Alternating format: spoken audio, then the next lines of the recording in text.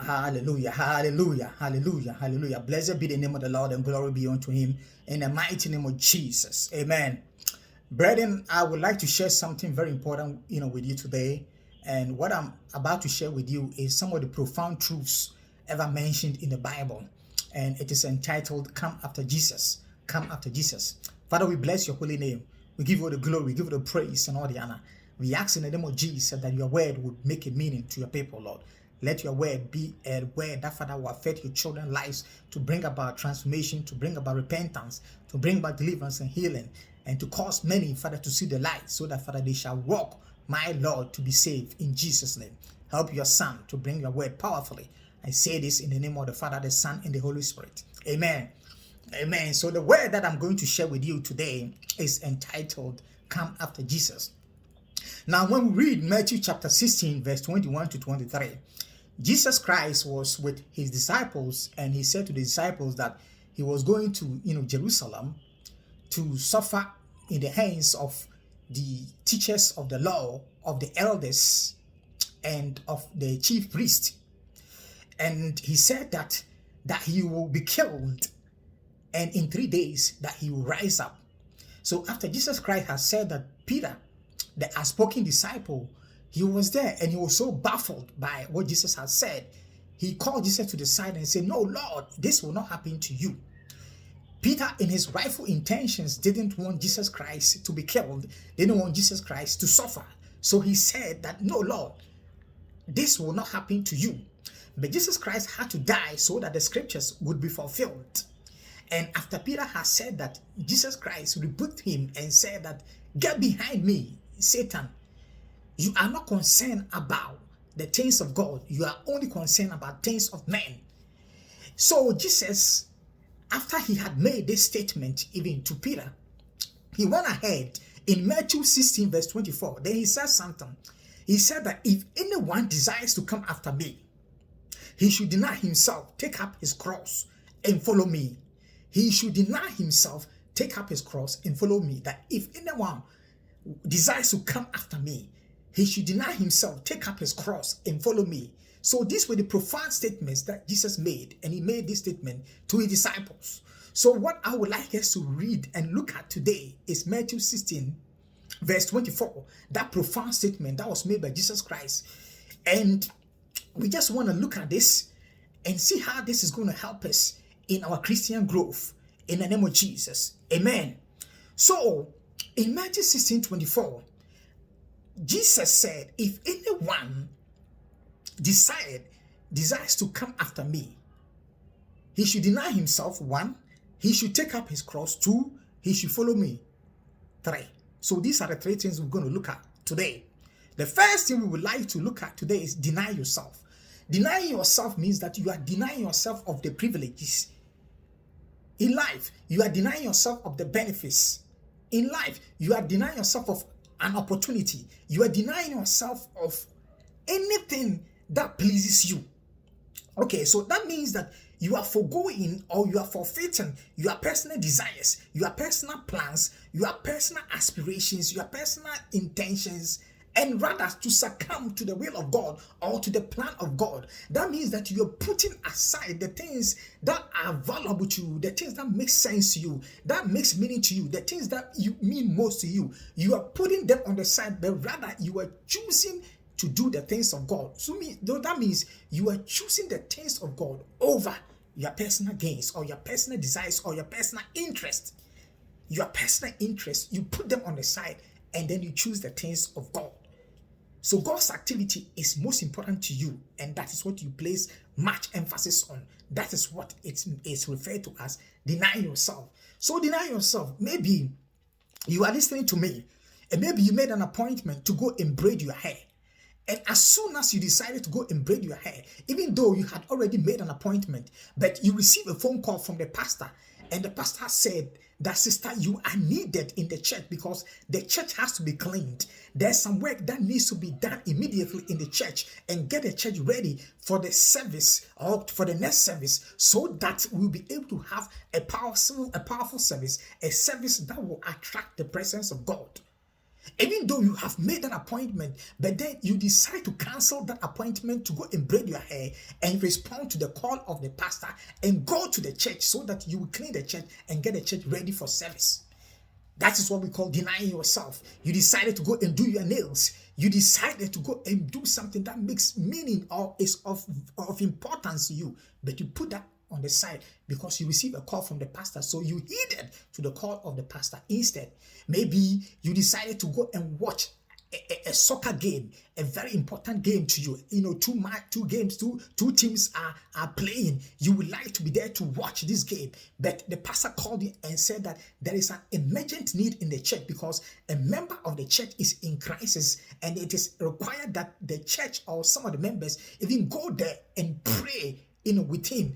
It is an emergent visitation, and the pastor has called you to come with him so that you can go and pray and intercede for that church member. You decide not to watch the game any longer, but rather you respond to the call of the pastor. This is what is called denying yourself. The things that are of interest to you, you put them on the side, you forfeit, abandon them, you forgo them, but rather you choose to do and respond to the call of God. Blessed be the name of the Lord. Blessed be the name of the Lord. In the name of Jesus. In the name of Jesus. In the name of Jesus. Kabru salaba. So now, when Jesus says deny yourself, Jesus is asking us to move from self-centeredness to God-centeredness. That we are shifting. There is a shift that is required of us, and it is a shift that we have to shift from self-centeredness to God-centeredness. That things that are all about us. It's about me. Me. Jesus says that move from me, and rather focus on the things of God. So moving from self-centeredness to God-centeredness is what is meant by denying yourself. Now in Mark chapter 10, verse 35 to 37, something happened in the lives of some of the disciples of Jesus Christ, the sons of Zebedee, James and John. James and John, in Mark chapter 10, verse 35 to 37, they went to Jesus Christ and asked for favor. And what they asked for is that Jesus will place them in the two most prominent and two most important positions among Jesus Christ. They asked Jesus Christ and they said that, can you place one of us at your right side and one of us at your left side? They asked Jesus Christ this, and Jesus Christ said, can you drink the cup that I drink? Can you be baptized with the baptism with which I'm baptized? What Jesus Christ was referring to them is that these people were not serious. Jesus was trying to tell them that you are not serious. You don't know what you are asking for, because they had asked for things that would bring comfort to them, things that would bring convenience to them. Even though they desired to worship Jesus Christ, they desired to be with Jesus Christ, but they wanted their being with Jesus Christ to be very convenient to them, to be very comfortable to them. So they were actually asking for things that will satisfy their personal gains. That's what the sons of Zebedee, James and John, they were asking for. They said, let one of us sit at your right and the other at your left. They wanted to be with Jesus Christ, but they wanted a discipleship that would not impede their personal desires and aspirations. They wanted to be with Jesus Christ, but they wanted a discipleship that would not impede their personal desires and aspirations. And so Jesus Christ wants us to deny ourselves that sometimes we don't want our plans to be interrupted. We don't want our plans to be interrupted by any church activity. When we decide on something, we just want to do it regardless of the things that are going on in the church. Sometimes we make up our mind that we want to do this way. We want to do it, and as soon as we make up our mind on it, that is exactly what we want to do. We do not want anything from the church to interact with our plans. We want to be very comfortable. Sometimes denying yourself requires you to move from your comfort zone. Maybe you live in a very comfortable environment. You have a house nicely furnished, a very nice house. You live there. But denying yourself requires you to sometimes leave that comfort zone and go to the village and start a church.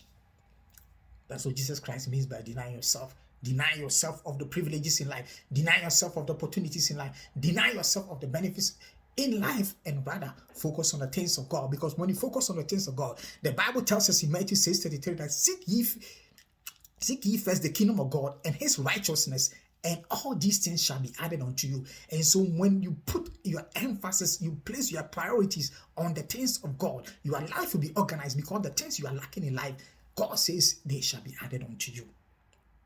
Self-centered people, they try to keep their life unruffled. They try to keep their life undisturbed. They don't want anything to disturb their life. They want their life to be unruffled. They don't want anything. They want their life to be safe and secure. Nothing. So denying yourself. That's what Jesus Christ meant by denying yourself. And then the second thing we like to look at is what? Take up the cross. Take up the cross. Because he said that if any man desires to come after me, he should deny himself, take up his cross, and follow me. So we are looking at the second thing as take up your cross.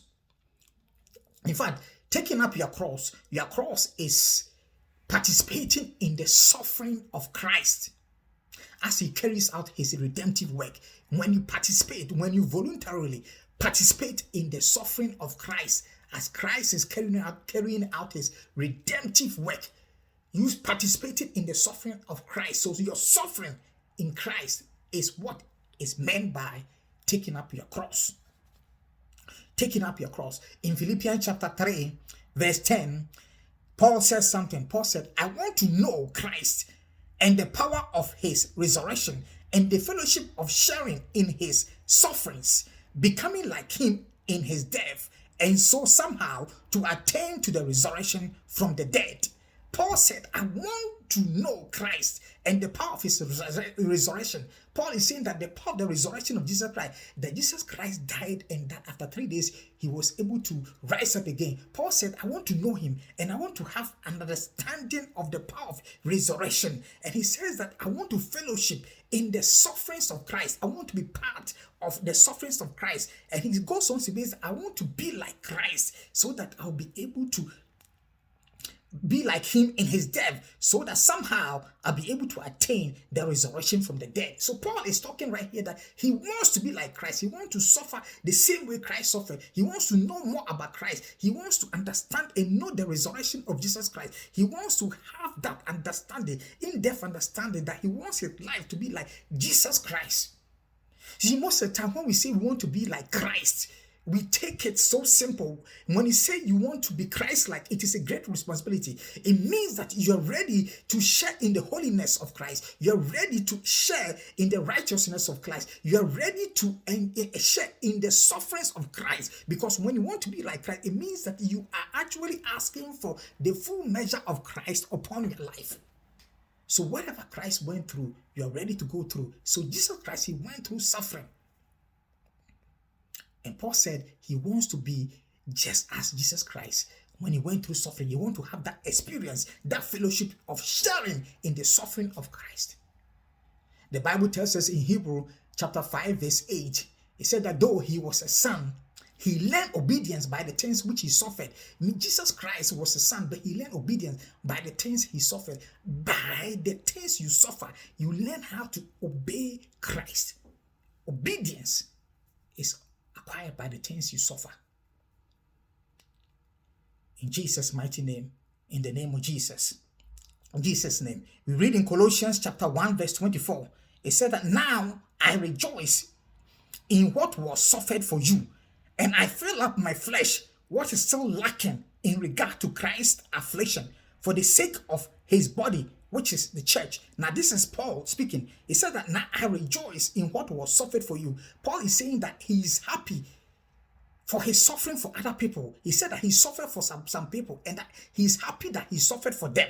And he said that I fill up in my flesh what is lacking. Paul realized that there are some deficits, there are some things that are lacking in his life. But he said that through his suffering, he's filling up those things that are lacking in his life. It means that there are certain things in his life that are lacking, but he said that in his suffering, he's bringing those things back into his life. In regard to Christ's affliction for the sake of his body, which is the church. So Paul said that he rejoiced in his suffering because he knew that by them he was able to participate in the suffering required to bring others into Christian maturity. In his suffering, he knew that it would help him to bring other people to Christian maturity, that it will help people to actually get closer to Jesus Christ. It will help people to actually have a better understanding of Jesus Christ and come to Jesus Christ. That's what Paul said. See, there are aspects of God's redemptive work that can only be accomplished only through suffering. There are aspects of God's redemptive work that can be accomplished only through suffering. Just as Jesus Christ had to suffer in order to be able to bring salvation. Jesus had to suffer in order to be able to bring salvation to mankind. Yeah. So there'll be hardships. You may have to endure in order for God to bring salvation to the people that are around you. Sometimes you have to endure hardships for God to bring salvation to the people that are around you. So maybe you are going through some hardships, you are going through some sufferings. It is required that you go through that suffering or that hardship so that the people around you, your family members, people, your brothers, your sisters, your son, your daughter, so that they will come to the saving knowledge of Jesus Christ. So in your suffering, it is sometimes required for you to suffer, because when you go through those suffering, for Christ's sake, it is meant for something beautiful to happen to your family, that your children or people that are around you, they will come to know and they'll be saved. In the name of Jesus. So taking up your cross, because there is no Christianity without a cross. So if you are waiting for a relationship with God that never requires suffering or inconvenience, then you are not ready to use Jesus Christ as your model. So the third thing we'll be looking at is follow me. Follow me. So if anyone decides to come after me, he should deny himself, take up his cross, and follow me. So the third thing we are looking at is follow me. Follow me. We have to follow Jesus. The following Jesus Christ, it comes with so many challenges. It comes with storms. It comes with a whole lot. It comes, like going through a storm or standing on the top of the mountain, because it comes with so many challenges. But we have to follow him. We have to follow him. When Jesus invites you to become involved in his activity, you have to respond and follow him. In John 15 verse 16, Jesus says something that he said, "You did not choose me, that I chose you and appointed you to go and bear fruits, and that your fruits will remain." Jesus said that he chose you. It is not you who chose Jesus Christ. It is Jesus who chose you. So Jesus Christ has chosen us. And so when Jesus chooses us, it is required that we follow him. And following Jesus Christ requires full obedience. It requires absolute obedience. We have to follow him. We have to follow him. And when we follow him, he will lead us even to experiences that we have never dreamed of. Jesus will lead us to great experiences. He will lead us to powerful experiences. And that we will see that of a truth, our following him has made a great impact in our lives. When we follow him, we feel the pain that Jesus feels. When we follow him, we see those who were spiritually blind experience the joy of coming to God for the first time. Because when we follow him, those that are spiritually blind, we see them coming to God. People are saved. They come to Jesus Christ for the first time. We see that those that are broken, they are made whole. People that are broken, people that have lost hope in life, confidence in life, they are made whole. We see that marriages are restored. Broken marriages are restored. We see those that are in bondage, they are released from their bondage. When we follow Jesus Christ, great things that we see the miraculous and the powerful and the wonders of Jesus Christ that is demonstrated through his children. When we follow Jesus Christ, we have to follow Jesus Christ. We have to follow Jesus Christ. We have to follow him. If you have stopped following Jesus Christ, I encourage you to return to him. If you have listened to this and you are the kind of person who was once with Jesus Christ, but you have stopped following him, I encourage you to return to Jesus Christ, because I want your name to be written in the book of life. In Revelation chapter 20 verse 12, it talks about the small and the great. When they die, that books will be opened, and when books are opened, the righteous one, those that were saved, their names will be written in the book of life. But if your name is not written in the book of life, you'll be cast into the lake of hell. You'll be cast into fire. So I want your name to be written in the book of life. So for your name to be written in the book of life, the Bible says in Romans chapter 10 verse 9 that once you confess with your mouth that Jesus Christ is Lord and believes in your heart that he died and God raised him from dead, you'll be saved. So I want you to commit to Jesus Christ, and I want you to be saved. So if you are not with Jesus Christ, or if you are not saved, I want you to say this prayer after me. Father in heaven, today I surrender my all unto you. I give my life to Jesus Christ. Write my name in the book of life. I depart from the enemy. I want to be with you, Jesus Christ, till eternity. Father, help me. I believe in your Son, that he is the Son of the living God, that he died and he rose from dead. Thank you, Lord. In Jesus' name, amen. If you said this with me, it means that you are giving your life to Jesus Christ. Look for a Bible-believing church and be part of this, and God will bless you. In Jesus' name, amen and amen. God bless you.